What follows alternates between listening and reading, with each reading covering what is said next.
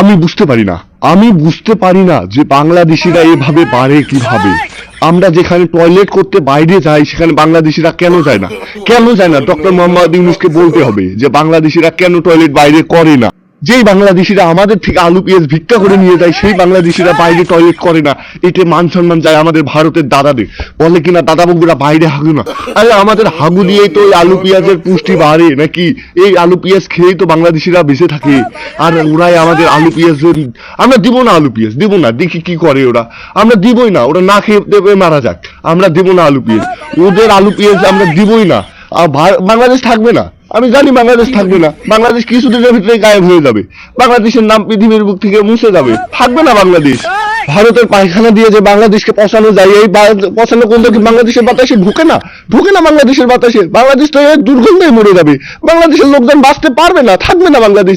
যেভাবে মিনমিন করে ভাগছে বাংলাদেশের জামাত ইসলামী সব দল মিনমিন করে এগিয়ে যাচ্ছে, এই বাংলাদেশ থাকবে না, থাকবে না বাংলাদেশ। আমি জানি এই বাংলাদেশ থাকবে না, কারণ আমরা ভারত থেকে যদি আলু পেঁয়াজ পটল না দিই তাহলে বাংলাদেশ খেতে পারবে না, না খেতে পেয়ে মারা যাবে, থাকবে না বাংলাদেশ, আর বাংলাদেশ থাকবেই না।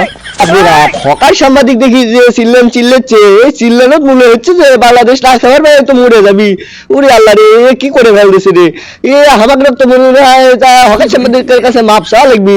না না না, আমাকে টিভি চ্যানেল কি কয় দেখি না, টিভি নিউজটা পাল্টা দেখি তো আমাকে টিভি চ্যানেল কি করছে। ভারতের পশ্চিমবঙ্গ ও মহারাষ্ট্র সহ বিভিন্ন রাজ্যে ওরে বাবা রে বাবা রে বাবা, রাস্তা ফেলে ফেলে দেখি আলু, দেখি পটল, দেখি ও মা, এগুলা কি করতেছে গো? আলু পটল পেঁয়াজ পচে গেছে। ও মা, বাংলাদেশিরা দেখি আমাকে পেঁয়াজ নিচ্ছে না মনে হচ্ছে ভারতের। ওরে বাবা রে, বাংলাদেশের তো বাজার তো ঠিকই আছে, তাহলে কি ভারতের দাদাগিরা কি আলু পটল পেঁয়াজ কি বাথরুম করা পেঁয়াজ জন্য কি বাংলাদেশিরা নিচ্ছে না নাকি? ওরে আল্লাহ রে, এটা কাম হইলো না, এটা কাম ভালো হচ্ছে। আমাদের দেশত ওই দুর্গন্ধযুক্ত পেঁয়াজ আলু না ঢুকলে পারে ভালো হবি। ওইগুলো শোক ওই যে হকার সাংবাদিকের ভাই চটকে দিয়ে ওই হকার সাংবাদিক খিলেও আমিও যাচ্ছি অল্প না পর হকার সাংবাদিকের সাথে দেখা করবে। আর আমার দুঃখ হচ্ছে, আমার কষ্ট হচ্ছে হকার সাংবাদিকের জন্য।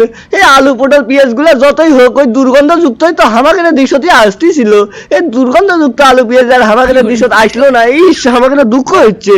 ভালো কথা, আমি কে এটি বসে আছি, আমিও না হকার সাংবাদিকের সাথে যা দেখা করে আসি, দেখি দাদা বাবু আমার কি কয়। ওই হামাক তো আমি টয়লেট করে আর কবি, হাবি দাবি বাইরে আর কবি, হাবি দাবির বাইরে ঠিক টয়লেট করে আর পাই না। আমার তো বাড়ির তো 5-7টা বাথরুম, এই বাথরুম গুলো ভরাইতে ভরাইতে তো আমার দিন যাবি। ওই কাকা বাবু দাদা বাবু ওই কত পাতার উতের, ও সেই রকম দুর্গন্ধযুক্ত জায়গা, ওটি যাইতেও তো আমাকে না ভয় ভয় লাগতেছে, কুটি ব্যাগ বুত পাড়া মারি না যাইতো। তাও যতই হোক আমার কাকা বাবু হকার সাংবাদিক বলে কথা, রিপাবলিক বাংলার টয়লেট ক্লিনার একবারে, ও টয়লেট ক্লিনার করছে কে? ওই তো টয়লেট করে মনে হয় শুষেও না, আমি যাইতো না দেখা করে আসি।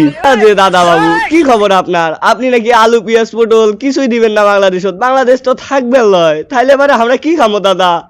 তোমাকে পাও ধরি দাদা, আমাদের আলু পটল পেঁয়াজ না দেন দাদা, ভিক্ষা হলেও দেন, আমরা তো না খাবার না মরে যাচ্ছি দাদা বাংলাদেশি রে। আমরা তো বাংলাদেশে তো থাকতে পারছি না, আমাদের তো এখন তো পৃথিবীর মানচিত্র থেকে মনে হয় উঠে যাবি দাদারা। দেন দাদা এক না, অল্প এক না দেন দাদা, আমাদের দেশত তো উৎপাদন হয় না দাদা, আমাকে এক না দেন দাদা। ও দাদা দেন দাদা, দেন, না হইলে পরে আমাদের দেশ মরে যাবি দাদা।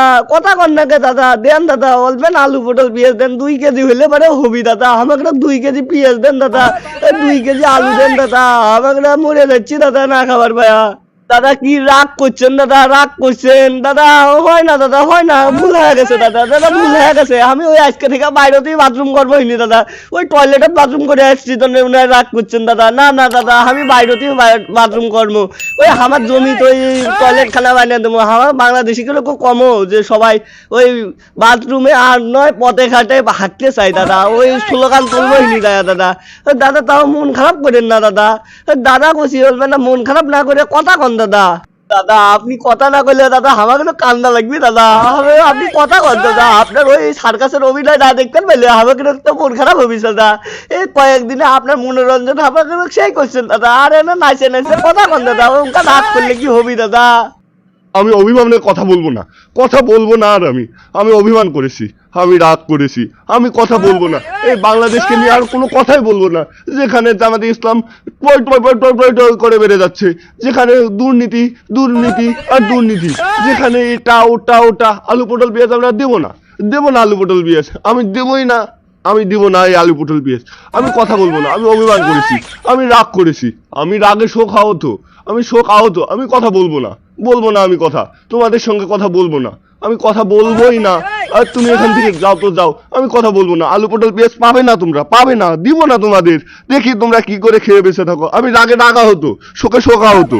আর যদি তোমরা আমাদেরকে নাই ছাড়ো তাহলে একটা শর্ত দিতে পারি, তোমরা 3 মাস গিয়ে বাথরুম করতে হবে, একবারে খোলা জায়গায়, দুর্গন্ধময় জায়গায় বাথরুম করতে হবে, একদম ভারতের মতো করতে হবে বাংলাদেশের অবস্থা। তাহলে পরে আলু পটল পেঁয়াজ সব পাবে, সবই দেওয়া হবে, সব কিছুই দেওয়া হবে। তোমরা যদি এই কাজটা করতে পারো তাহলে পরে তোমাদের সব দেওয়া হবে। না হলে আমি রাগে কথা বলবো না আমি কথা। তোমরা এখন যেতে পারো। তাইলে তো দাদা আমাকে তো আপনার কথাই মানে নেওয়া লাগবে। দেখতেছি 3 মাস ওই বাথরুম ছাড়াই টয়লেট করা লাগবে বাংলাদেশের মাঠে ঘাটে সত্যি, না হলে তো হওয়ার নয়। ওই যাই হোক, আমাকে আলু পটল পেঁয়াজ না দিলেও হবে। ওই যে আপনার বাড়ির পাশত ওই আপনাকে ভারতীয় কৃষকরা এসে দেখেন আলু আর পটল পচাচ্ছে, ওই দুর্গন্ধগুলো অল্পেন না বাংলাদেশত পাঠিয়ে দিয়েন, ঠিক আছে? আর ওর ঠেলাটা এবার সামলান, আমরা গেনু বাংলাদেশত।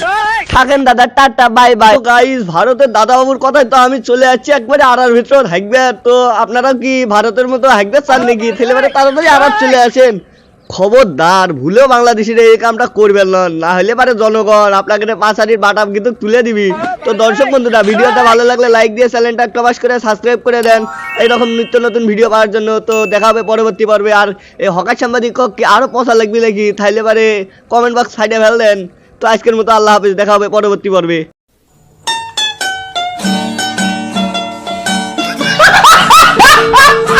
मैं क्या करूं, हो गया।